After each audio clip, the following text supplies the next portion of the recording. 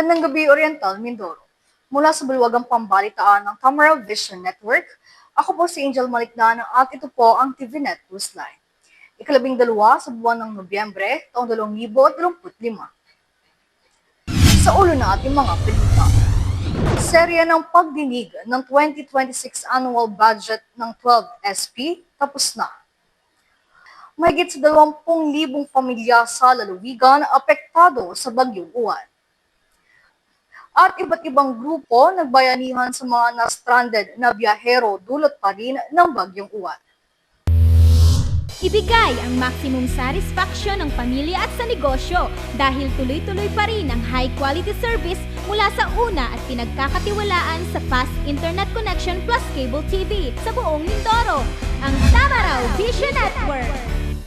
Serving to the max, sa TVNet kami.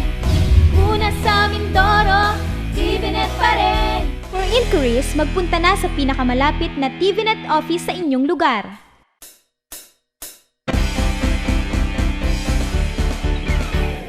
Sa detalye ng ating mga balita, ika-3 ng Nobyembre, isinagawa ng 10th Club Induction and Handover Ceremonies ng Rotary Club of West Nauhan and Calapan kung saan ay formal nang nanumpa ang mga bagong opisyales ng organisasyon. Balikan natin ang mga naging kaganapan sa ulat na ito. Ika-3 na Nobyembre, isinagawa ang 10th Club Induction and Handover Ceremonies ng Rotary Club of West Nauhan and Calapan kung saan ay formal nang nanumpa ang mga bagong opisyalis ng organisasyon. Ipinasa na ang bell and gavel ng RCWNC kay hardworking President Carol Vernet Ramos Estares na pinangunahan ni District Deputy Governor Edwin Acob. Pasasalamat naman ang mensahe ng bagong presidente para sa tiwala at suporta. Destiny really has his own ways of calling you. Sometimes even if you are not ready when it calls, your heart just knows when to say yes. So no grand plan, no preparation, not even part of my roadmap. I said yes to the presidency. And saying yes to the presidency is more than just a mission for me. It is a promise not only to lead, not out of ambition, not even out of power, but deep within me, live a quiet and a steadfast love, worth nurturing, worth protecting, a Rotary love that has carried me all these years. So this year I made a vow to myself to give everything I have to honor the spirit, because I have seen firsthand how Rotary changes lives, including mine. To my Papa and Mama, I know that you are no longer here, but I promise to live this forward. This is your love story, and I will keep writing it in every bit of my Rotary heart. To my ages and Sec Lisa, AG Presi, and of course to my very beautiful AGG. Thank you for being my constant. In every uncertainty, you are there for me and ready with an answer. So thank you for reminding me time and again that why I said yes to serve. Ang bagong presidente na rin ang siyang nanguna sa panunumpa ng club officers. Ganun rin ang panunumpa ng mga bagong miyembro kasama ang kanilang mga sponsors. Ang higit na pagpapalawak at pagkakaisa ang mensahe ni District Governor Cherry Milo sa lahat ng miyembro ng RC West Nauhan and Calapan. One of our key goals for this Rotary year is to empower our district officers and our club leaders, especially our hard-working president, to lead with compassion and integrity. I can see how hard-working President Carol embodies this goal, serving the community with dedication and a heart full of compassion. Let me thank Rotary Club of West Nauhan and Calapan for their generosity in supporting our Rotary iconic marker, our world's tallest Rotary marker, by sponsoring a silver sponsor. Palakpakan po natin yun. And thank you, Rotary Club of West Nauhan and Calapan. for continuously living out of our motto of service above self. Your sincere service and your commitment and your heart for our community truly make a difference. Congratulations again, Rotary Club of West Nawan and Calapan, and of course, to our beautiful lady in red, our hardworking President Sara. Again, thank you very much po sa ating lahat. Maraming salamat po, and Diyos mabalos po. Ang Rotary Club of West Nawan and Calapan ay nasa 10 taon na. Bawat taon ay patuloy silang nagsisikap na makapaghandog ng mga gawain na makabuluhan para sa komunidad. Ngayong taon, sa temang Unite for Good, patuloy nila na magbibigay serbisyo sa mga sektor na higit na nangangailangan sa gabay ng diwa ng pagkakaisa. Tapos na ang serye ng pagdinig ng 2026 annual budget ng pamahalaang panlalawigan sa 12 sangguniang panlalawigan sa ilalim ng Committee on Provincial Planning, Budgeting and Accounts na pinamumunuan ni Bokal Ryan Z. Arago kasama si SP Presiding Officer at Vice Governor Attorney C. A. Jojo Perez at mga board members mula sa una at ikalawang distrito. Tapos na ang serye ng pagdinig ng 2026 annual budget ng pamahalaang panlalawigan sa 12 sangguniang panlalawigan sa ilalim ng Committee on Provincial Planning, Budgeting and Accounts na pinamumunuan ni Bokal Ryan Arago kasama si SP Presiding Officer at Vice Governor Attorney C. A. Jojo Perez at mga board members mula sa una at ikalawang distrito. Ika-12 na Nobyembre nang sumalang sa ikalawa at huling araw ng pagdinig ang mga programa at proyekto ng mga tanggapan na nasa ilalim ng social services sector, partikular ang mga hospital sa lalawigan, PHO, GSMAC, Provincial Social Welfare Development Office, Provincial Disaster Risk Reduction and Management Office at ang Provincial Engineering Office. Personal na sumalang rin sa pagdinig si Governor Yumilito Bonstolor at nanguna sa presentasyon, katuwang ang bawat hepe ng mga departamento. Pahayag ng gobernador, masaya siyang natapos na ang pagdinig at maayos na nasagot ang mga katanungan ng mga mambabatas. First time kasi na ang gobernador nagpe-present ng budget eh. Ang sa akin kasi, pagpapakita ko ito sa sangguniang panlalawigan, bukas ako sa tanong. Hindi kasi dapat takot o nagtatago eh. At alam mo, mas magandang na ipapakita natin na yung sanggunian bukas din magtanong at ang gobernador bukas na sumagot. At masaya pagka ang usapan ay nasa sentro lamang sa ano yung ikabuti ng mamamayan. Pag ganun kasi ang usapan ng lahat na nanunungkulan sa pamahalaan, nagkakasundo, ang panalo sambayanan. At ngayon, panalo sambayanan. Pagkakaisang ito ng pamahalang panlalawigan as far as the discussion of the annual budget is concerned, is a testament na ang mga Mindoreño ay respectful, magino, at the same time, sibilisado. Ang 2026 annual budget ay nakakalaga na mahigit sa 3 bilyong piso o kabuang 3,422,474,296 pesos. Matapos ang committee hearing, isusumiti ang report nito at ihahain sa susunod na sesyon ng sangguniang panlalawigan. Ang tabayanan ay iba pang mga balita sa aming pagbabalik. Bakit ka kasi kumabit? Alam mong di tama yan, di ba? Huwag ka nang gumamit ng pag-aari ng iba. Nakakaperwisyo ka sa mga legal na cable. Lumalabo ang signal nila. Mahiya ka naman, hoy. Illegal na cable mo, putulin na. Ano, gusto mo bang umabot pa sa kulungan? Umiwas ka na sa gulo tsaka skandalo. Huwag maging kabit. Magpakabit ng tama ngayon. Supported by PCTA. Good news po para sa lahat ng subscribers ng Cable TV at Cable Internet. Naisa batas na po ang Anti-Cable Television and Cable Internet Tapping Act of 2013. At ayon dito, bawal makikabit ng Cable TV at Cable Internet. Ang parusa sa sino mang lumabag sa batas na ito ay pagkakakulong at pagbabayad ng malaking multa. Bayad ka na nga, kulong ka pa. Kim Atienza po, nagsasabing pagdating sa batas, hindi weather-weather lang. Huwag maging kabit. Supported by the PCTA.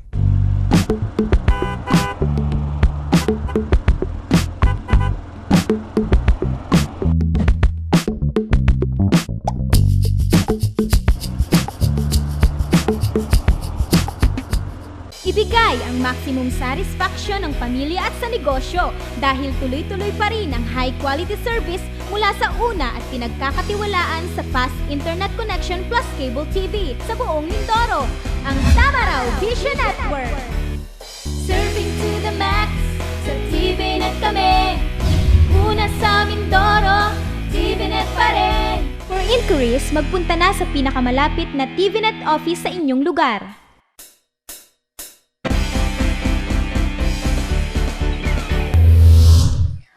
Sa pagpapatuloy ng ating mga balita, as of 11 a.m. ng November 11, base sa report ng Provincial Disaster Risk Reduction and Management Office, umabot na sa mahigit 24,000 pamilya o mahigit sa 80,000 individual sa lalawigan ang naapektuhan sa Bagyong Uwan.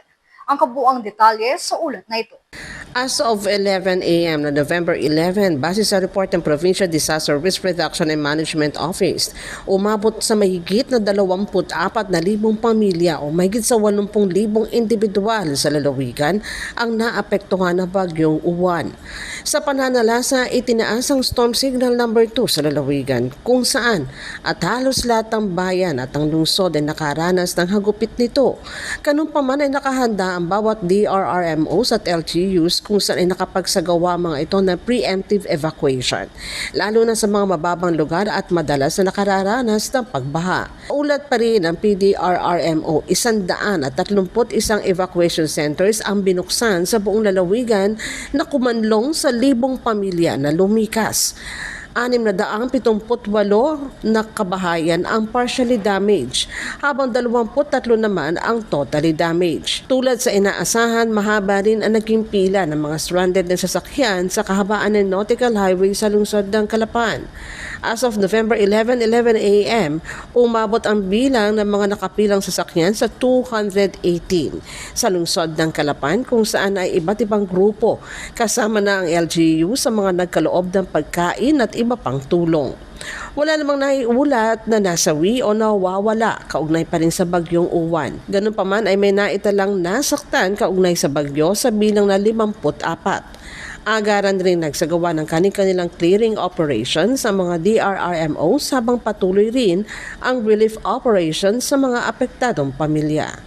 Samantala, bukod sa mga DRRMOs, isa rin ang Philippine Coast Guard sa aktibong kumilos sa kasagsagan ng Bagyong Uwan, kung saan sa bayan ng Nauhan, isinagawa ng Coast Guard Mobile Post Nauhan ang preemptive evacuation sa Sitio Kanluran 2, GK, Barangay Estrella upang matiyak ang kaligtasan ng mga residente sa banta ng pagbaha at iba pang epekto ng masamang panahon.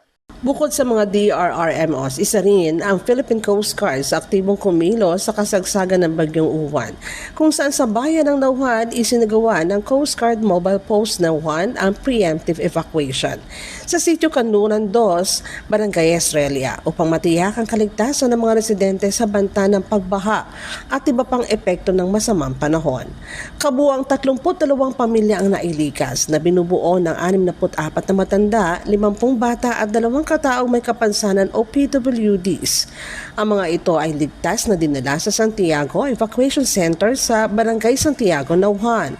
Pinangunahan ng Disaster Response Group o TRG Team 6 ng MP Nauhan ang operasyon. Katuwang ang Philippine Coast Guard Auxiliary PCGA 505th Squadron, Bureau of Fire Protection Nauhan at Philippine National Police RMFB 4B. Ayon sa grupo, nananatili silang full alert at patuloy na nakikipag-ugnayan sa lokal ng pamahalaan, mga local disaster team at iba pang kaugnay na ahensya upang matiyak ang kaligtasan at kahandaan ng mga residente sa mga baybayin at mababang lugar sa lalawigan. Magbabalik po ang TVNet News Time makalipas ang ilang paalala.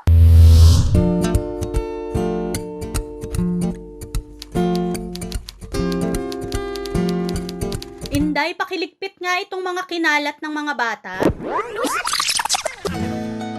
Noon, gusto ko makapag-aral. Pero walang oras dahil full-time ang trabaho ko. Pero ngayon, Dahil sa online classes ng Solar Learning at DepEd Alternative Learning System, natupad na ang pangarap kong makapag-aral. Good day, ka-learners! Welcome to another episode. Hindi ko na kailangan pumasok sa eskwelahan. Nakakapag-aral ako sa oras na gusto ko. Anytime! Nagkaroon ako ng second chance sa pag-aaral. At dahil recognized ito ng DepEd, sigurado ako sa diploma. This lesson, You should be able to... you learned about the persons. Sa wakas, matatapos ko na ang high school ko. Ay, salamat din nga pala kay ate. In-sponsor niya ako na ma-enroll sa Solar Learning.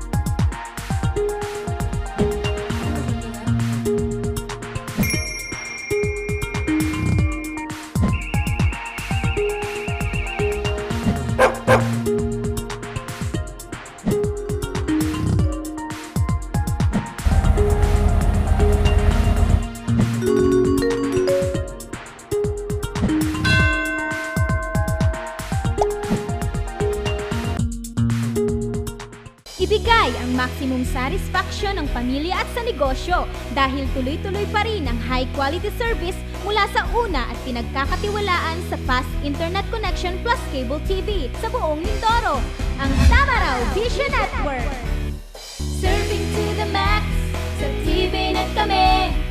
Una sa Mindoro, TVNet pa rin. For inquiries, magpunta na sa pinakamalapit na TVNet office sa inyong lugar. Dulot pa rin ng bagyong Juan, umabot sa mahigit na 200 ang pila ng mga stranded na sasakyan sa kahabaan ng Nautical Highway sa lungsod ng Calapan. Dito, isa ang Rotary Club of Downtown Calapan sa pangunguna ni RCDC President Jesse Pine at ang Philippine Red Cross na pinamumunuan ni Guada Fe de Leon sa mga agarang namahagi na ang pagkain at ilang pang tulong sa natenggang drivers at pasahero. Dulot pa rin ng bagyong Uwan. Umabot sa mahigit sa 200 ng pila ng mga stranded na sasakyan sa kahabaan ng Nautical Highway sa lungsod ng Calapan. Dito, isa ang Rotary Club of Downtown Calapan sa pangunguna ni RCDC President Jesse Pine at ang Philippine Red Cross na pinamumunuan ni Guada Fe de Leon sa mga agarang namahagi ng pagkain at ilan pang tulong sa natenggang mga drivers at pasahero. Di alintana ang masungit na panahon, naghanda ng mainit na pagkain ng grupo at binaybay ang pila para sa pamamahagi. Ang ganitong gawain ay otomatiko nang isinasagawa nila bilang pagtugon na rin sa advokasya nilang malasakit at paglilingkod sa kapwa. Ayon sa grupo, umabot sa 300 katao ang kanilang natulungan. Maliit na bagayan nila subalit matibay na patunay ng bayanihan at pakikipagkapwa lalo na sa panahon ng kalamidad. Samantala, bilang pagpapakita ng malasakit at paglilingkod sa kapwa na mahagi ang mga personnel ng BJMP ng mainit na sopas sa mga na-stranded na biyahero na pansamantalang nanunuluyan sa sectoral building na binigay ng Pamahalaang Panlalawigan ng Oriental Mindoro. Ang inisyatibong ito na tinawag na Sopas on Wheels ay layuning magbigay ng init, ginhawa at pag-asa sa mga apektadong individual sa gitna ng lamig at pangamba dulot ng bagyo. Habang nananalas ang bagyong Uwan sa lalawigan at nagdulog ng pagkansela ng mga biyahe ng barko na nag-iwan ng maraming pasaherong na stranded sa lungsod ng Calapan, agad na kumilos ang BJMP Calapan City District Jail upang mag-abot ng tulong. Bilang pagpapakita ng malasakit at paglilingkod sa kapwa, namahagi ang mga personal ng BJMP na mainit ng sopa sa mga na-stranded na biyahero na pansamantalang nanuluyan sa sectoral building na ibinigay ng Pamahalaang Panlalawigan ng Oriental Mindoro. Ang inisyatibang ito ay tinawag na Sopas on Wheels ay may layuning magbigay ng init, ginhawa at pag-asa sa mga apektadong individual sa gitna ng lamig at pangamba dulot ng bagyo. Bukod sa pagkain, namahagi din ang BJMP Calapan City District Jail ng mga hygiene kits na naglalaman ng mga pangunahing gamit sa kalinisan tulad ng alcohol, toothpaste, toothbrush at face towel upang mapanatili ang kalinisan at kalusugan ng mga pansamantalang nanunuluyan. Ang pamamahagi isinagawa sa pakikipag-ugnayan sa mga lokal na otoridad at sa tulong ng Pamahalaang Panlalawigan ng Oriental Mindoro upang matiyak na makararating ang kinakailangan tulong sa mga pinakaapektado ng kanselasyon ng biyahe. Ang Sopas on Wheels at pamimigay ng hygiene kits ay patunay na diwa ng pakikipagkapwa at malasakit ng Calapan City District Jail. Isang paalala na sa kabila ng unos, ang kabutihan ay patuloy na nagbibigay ng init at pag-asa sa bawat isa. Ang aktibidad ay isinagawa sa ilalim ng pamumuno ni Jail Senior Superintendent Rodante Cayabyab, Acting District Jail Warden at ni Jail Chief Superintendent Clarence Mayangao, Regional Director ng Jail Bureau. Samantala, para sa ating public advisory, muling nagbabalik po ang Diskwento Extravaganza Wave 2, hatid pa rin ng City Mart. Maaari niyo rin po kami panood sa YouTube. I-type lamang ang TVNet News Time. Bisitahin at ilike rin ang aming Facebook page, Newsline Channel 10. At yan po ang kabuuan ng mga balitang nakalap ng Newsline staff and crew para sa araw na ito. Para po sa inyong comments o suggestions, mga balita at impormasyon na nais niyong iparating sa aming programa, tumawag po lamang sa 043-288-4240. Ito po ang TVNet Newsline, katotohanan at serbisyo hatid sa mga Mindoreño. Ako po si Angel Malikdan. Maraming salamat sa inyong pagsubaybay.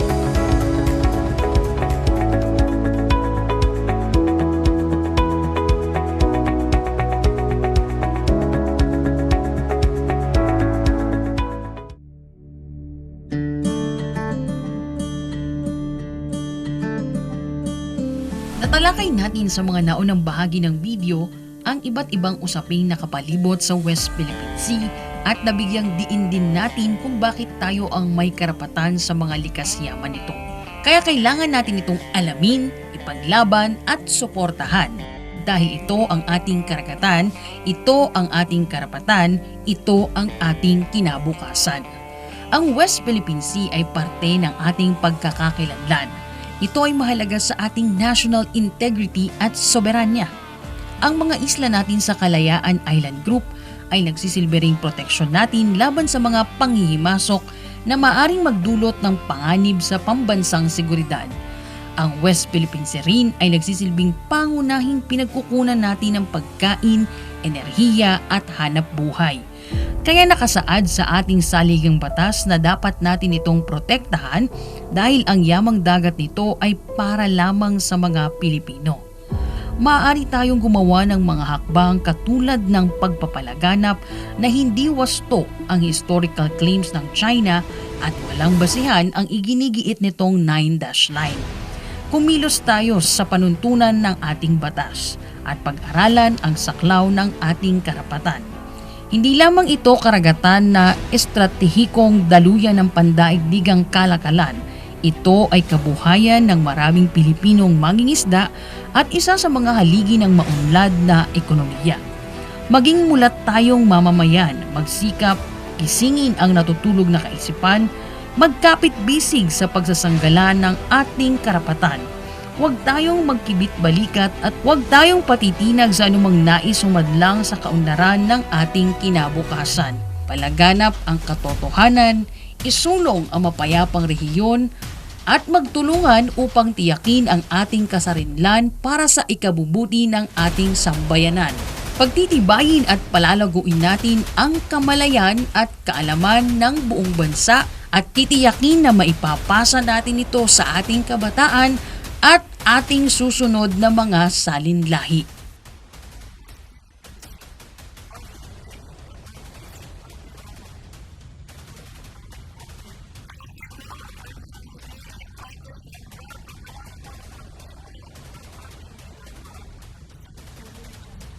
Ating karagatan, ating karapatan, ating kinabukasan. Our seas, our rights, our future.